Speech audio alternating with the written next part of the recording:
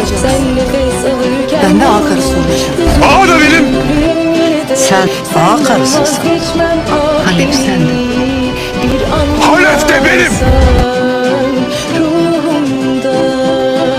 Ağalık yüzüdür. Gerek yok. Sen ağasın. Ya böyle ağa mı olur? Yapamam. Yapamam. Yapacaksın. İstesen de istemesen de bu yoldan gideceğiz. Hangi yol? Kesilsin nefesim, ecelim teninde gizlidir. Gitmem zaten sevemem. Sen nefes alırken İşte bu yoldan sevemem.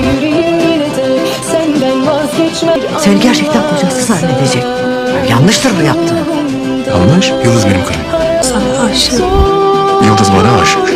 Benle olmaktan, burada olmaktan, ağa karısı olmaktan da mutlu.